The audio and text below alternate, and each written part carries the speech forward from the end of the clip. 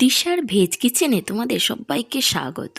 তিশার veg kitchen মানেই তোমরা সবাই জানো সম্পূর্ণ নিরামিষ। আজকে কিন্তু দারুণ একটা রেসিপি নিয়ে চলে এসেছি, যেটা আমি বলতে পারি তোমরা কোনো দিনও খাওনি। সেটা হচ্ছে নতুন আলু দিয়ে ছিম দিয়ে ভাজা, আর সেটাও কিন্তু নর্মাল ভাজা নয়, মশলা দিয়ে ভাজা। দারুণ টেস্টি হয় এই মশলা দিয়ে ছিম আলু ভাজা, নতুন আলুর সাথে দারুণ খেতে। তো চলো দেখো, এখানে আমি ছিম কেটেছি, মানে শিম যেটাকে বলি আমরা, কি নর্মাল যেটা আর কি শিম পাওয়া যায় আর কি। দেখো লম্বা লম্বা করে কাটা হয়েছে শিমটাকে। তো তোমরা দেখে বুঝতেই পারছো, এখানে আমি নতুন আলু নিয়েছি, নতুন ছোট ছোট যে আলুগুলো সেগুলো আমি লম্বা লম্বা করে কেটেছি। এই আলু ভাজাটা মানে শিম আলু ভাজাটা একদম অন্য রকমের যেহেতু, তো তোমরা দেখে বুঝতেই পারছো আলুগুলোকে একটু মোটা মোটা করে কাটতে হবে এবং লম্বা লম্বা করে। আর শিমগুলোও কিন্তু তেরা তেরা করে মানে তেছড়া তেছড়া করে কাটবে, তাহলে কিন্তু বেশ লম্বা লম্বা হবে। দেখে নাও, এইভাবে কিন্তু আলু আর শিমটা কাটতে হবে। এরপর আমি কড়াইতে তেল দিয়ে নিয়েছি, সর্ষের তেল, এবং শুকনো লঙ্কা কিন্তু এখানে আমি ফোড়ন দিয়ে নিয়েছি। তো শুকনো লঙ্কাটা একটু ভাজা ভাজা হবে, এরপর আমি এখানে দিয়ে দেব গোটা জিরে। গোটা জিরে কিন্তু এখানে আমি ফোড়ন দেব।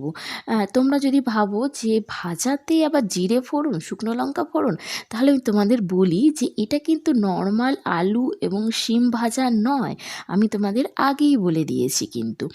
এরপর দেখো আমার মানে জিরেটা একটু ভাজা হয়েছে, যেই গন্ধ বেরিয়েছে, এরপর আমি দিয়ে দেবো আলুগুলো।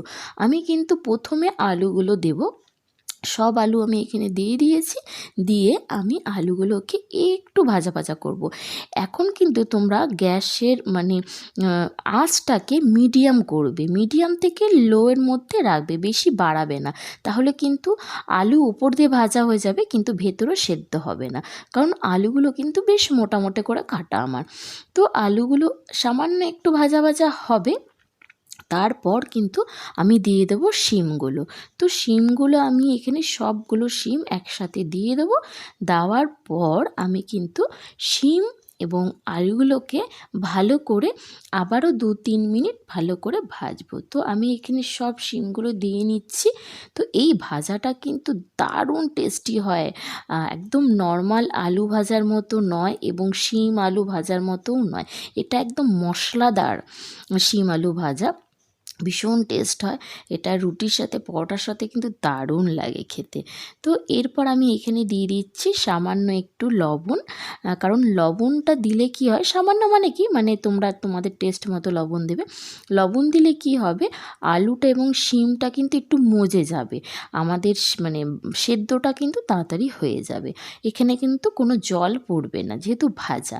দেখো আমার এখানে শিম আলুটা মোটামুটি ভাজা ভাজা হয়ে এসছে এবং কিন্তু মজেও গেছে, বুঝতেই পারছো। এরপর কিন্তু আমি এখানে দিয়ে দেবো টমেটো, পাকা টমেটো, বড় দেখে একটা টমেটো দেবে, যদি ছোট হয় তাহলে কিন্তু দুটো দেবে। আর সাথে আমি নিয়েছি কাঁচা লঙ্কা কুচি, দেখো কাঁচা লঙ্কা কুচিগুলোও কিন্তু আমি এখানে দিয়ে দিয়েছি। এখানে কিন্তু কাঁচা লঙ্কাই আমি ব্যবহার করেছি, তোমরা চাও যদি শুকনো লঙ্কা দিতে, মানে গুঁড়ো শুকনো লঙ্কা, তাহলে দিতে পারো, কিন্তু আমি এখানে কাঁচা লঙ্কা ব্যবহার করেছি। তো এরপর আমি কাঁচা লঙ্কা আর টমেটোটা দিয়ে দিলাম। দেওয়ার পর আমি ভালো করে কিন্তু এখানে মিক্স করে নেব। দেখো কি সুন্দর লাগছে, দেখতেও যেরকম সুন্দর, খেতেও কিন্তু অসাধারণ হয়। তো এইটা কিন্তু খুব সময় সাপেক্ষ, মানে একটু সময় নিয়ে ভাজাটা করতে হয়, যেহেতু জল পড়ে না, তো একটু সময় নিয়ে করতে হবে। এরপর আমি এখানে দিয়ে দেবো একটা ঢাকা, কারণ টমেটোর যে জলটা বেরোবে সেটার সাথে আলু এবং শিমটা কিন্তু ভালো মতো সেদ্ধ সেদ্ধ হয়ে যাবে। দেখো এখানে আমি ঢাকাটা খুলে নিয়েছি, তোমরা দেখে বুঝতেই পারছো টমেটোর সাথে কিন্তু শিমটা আলুটা কিন্তু একদম মানে ভাজা ভাজা হয়ে গেছে। আর এটা কিন্তু আঁচটা কিন্তু তোমরা মিডিয়াম রেখেই করবে, মিডিয়াম আর লোর মধ্যেই করবে। এরপর আমি দিয়ে দিচ্ছি দেখো হলুদের গুঁড়ো দিয়ে দিচ্ছি এখানে। এইখানে কিন্তু মশলাগুলো যেগুলো পড়বে সেগুলো কিন্তু খুব আস্তে আস্তে দিতে হবে। এরপর দিয়ে দিচ্ছি ধনের গুঁড়ো, এখানে কিন্তু ধনের গুঁড়োটা কিন্তু অবশ্যই তোমাদের দিতে হবে, মানে মশলার মধ্যে কিন্তু ধনেটাই এখানে যাবে, এখানে কিন্তু জিরে দেওয়া যাবে না। ঠিক আছে, তোমরা যদি ভাবো জিরের গুঁড়ো দেবো তাহলে আমি বলবো যে সেটা তোমার ব্যাপার, দিতে পারো, কিন্তু এখানে আমি দেব না। এটা কিন্তু ধনে দিয়েই হয়, মানে ধনের গুঁড়ো দিয়েই কিন্তু ভাজাটা হবে, মশলার ভাজাটা। এরপর দেখো আমি ভালো করে কিন্তু এখানে মিক্স করে নিচ্ছি, দেখতেই পাচ্ছ তোমরা। আর তারপরে কিন্তু আমি দিয়ে দেবো এখানে আবার ঢাকা, কারণ ঢাকা দিয়ে দিয়ে না করলে এখানে আমার আলুটাও সেদ্ধ হবে না, কারণ আলুটা একটু মোটা মোটা করে কাটা। তো দেখো এখানে ঢাকা দিয়েই নিয়েছি, দিয়ে আমি খুলে নিয়েছি ঢাকাটা। ঢাকাটা খুলে নিয়ে আমি দেখে নিচ্ছি আলুটা সেদ্ধ হয়েছে কি না। তো আমার যেটা মনে হচ্ছে, আমি খুন্তিটা দিয়ে একটু ভেঙে নিচ্ছি। দেখো এখানে আমার আলু ভেঙে যাচ্ছে, মানে আমার আলু কিন্তু সেদ্ধ হয়ে গেছে। আমি যেহেতু ঢাকা ঢাকা দিয়ে করেছি তাই আলুটা কিন্তু মোটা হলেও আমার সেদ্ধ হয়ে গেছে। তো দেখো দারুণ লাগছে দেখতে কিন্তু আলু এবং শিমগুলো। তো এরপর আমি যেটা করব, তো এরপর কিন্তু লাস্ট যেই মানে জিনিসটা দেব সেটা কিন্তু এই ভাজাটাকে আরও টেস্টি করবে। দেখো আমি এখানে ধনেপাতা দিয়ে দিয়েছি। আমি আসলে ধনেপাতা যখন দিচ্ছিলাম তখন ভিডিওটা করতে ভুলে গেছি, তো তারপর মনে পড়েছে। যাই হোক, আমি তোমাদের দেখিয়ে দিলাম। এখানে দেখো এখানে আমি ধনেপাতা দিয়ে দিয়েছি। ধনেপাতাটা কিন্তু একটু বেশি করে দেবে।